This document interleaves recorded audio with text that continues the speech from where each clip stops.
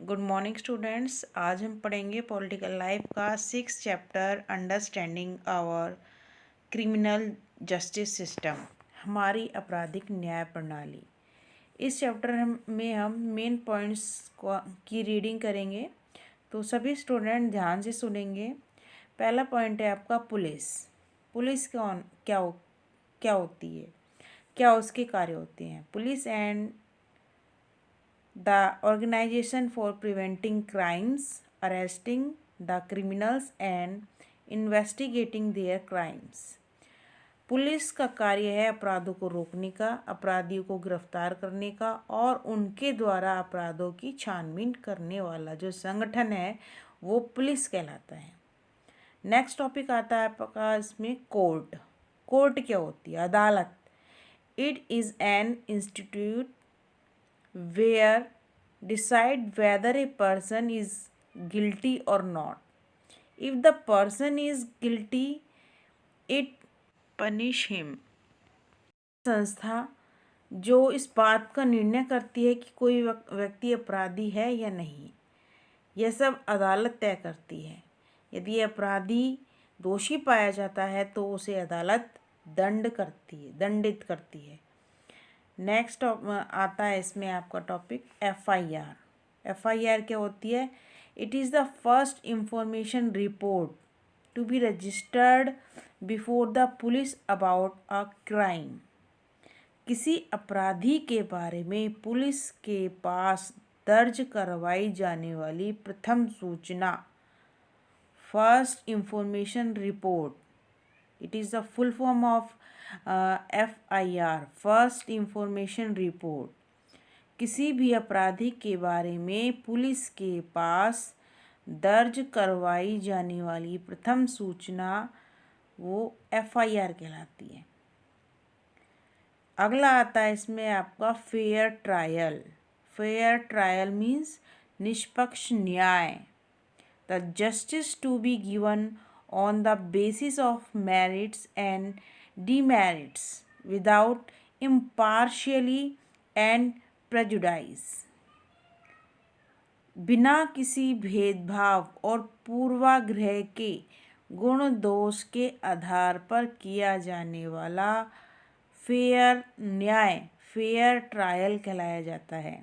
अगर अदालत हमारा किसी भेदभाव के बिना और किसी पूर्वाग्रह की, प्रेजुडाइज मीन्स पहले से ही कोई निर्णय ना बना ले अदालत, तो उसके बिना गुण दोष के आधार पर हमारे गुण, हमारे दोष, हमारी गलतियां, इन सब चीज़ों को ध्यान में रखते हुए अगर हमें न्याय मिलता है तो वह फेयर ट्रायल कहलाता है।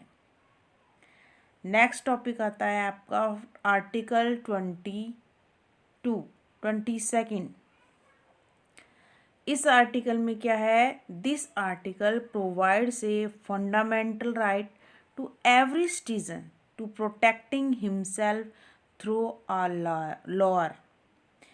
यह जो आर्टिकल है, अनुच्छेद 22 जो है, इस अनुच्छेद ने प्रत्येक नागरिक को एक वकील के द्वारा अपना बचाव करने का मौलिक अधिकार प्रदान किया गया है। यानी कि इस अधिकार में हमें यह बताया गया है, ये अधिकार प्रदान किया गया है अनुच्छेद 22 में कि अगर हमारे ऊपर कोई ट्रायल चल रहा है, कोई आपराधिक मुकदमा चल रहा है, तो हमें अपना वकील करने के लिए हम स्वतंत्र हैं। हम अपना बचाव करने के लिए वकील कर सकते हैं। ये हमें अनुच्छेद 22 में अधिकार दिया गया है। ये है fair trial. Article 22।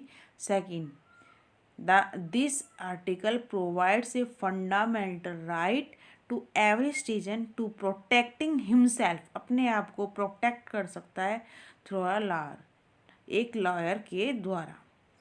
Article 39A 39A, इसमें क्या अधिकार दिया गया है? This article of constitution places a duty upon the state to provide a lawyer to any citizen who is unable to engage 1 due to poverty और other disability. इस हमें संविधान में अनुच्छेद 22 में बचाव करने के लिए ये अधिकार दिया गया कि हम अपना वकील कर सकते हैं, परंतु कुछ परिस्थितियां ऐसी होती हैं कि जिसमें हम अपना वकील जो है कर नहीं सकते, हमारे पास पैसे नहीं होते या कुछ हम इतने समर्थ नहीं होते कि हम अपना प्राइवेट वकील कर सकें। तो अनुच्छेद 39A में भारतीय संविधान में ऐसे लोगों को वकील मुहैया कराने की जिम्मेदारी राज्य के ऊपर सौंपी गई है जो गरीब हैं या किसी अन्य वजह से वकील नहीं रख सकते हैं।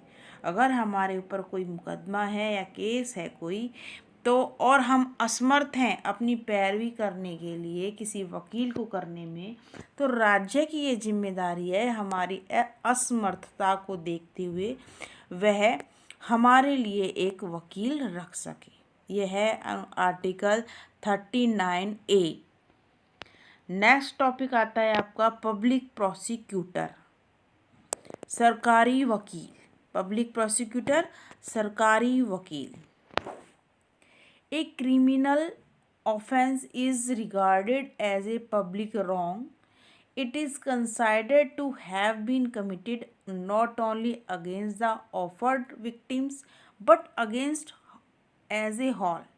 That is why the public prosecutor conducts the case on the behalf of the affected victims. Means सरकारी वकील किसी भी आपराधिक उल्लंघन को न केवल पीड़ित व्यक्ति बल्कि जनता के विरुद्ध माना जाता है। जो सरकारी वकील है वो न केवल पीड़ित व्यक्ति बल्कि जनता यानी राज्य के विरुद्ध माना जाता है। इसलिए ऐसे मामलों में पीड़ित व्यक्ति की ओर से सरकारी वकील केस लड़ता है।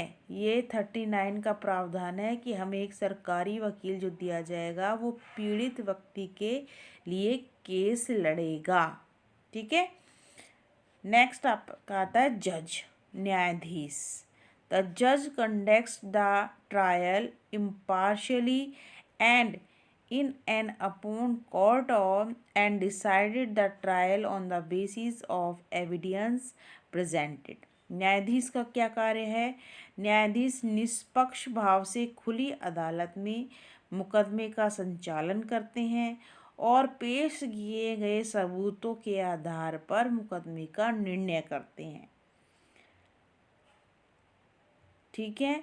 न्यायाधीश का, जज का क्या काम है कि वह एविडेंस जो भी प्रेजेंट किए जाते हैं उनके आधार पर क्या करता है? Decide the trial on the basis of the evidence presented and it conducts the trial impartially, और वो न्यायिक मामले का संचालन करता है।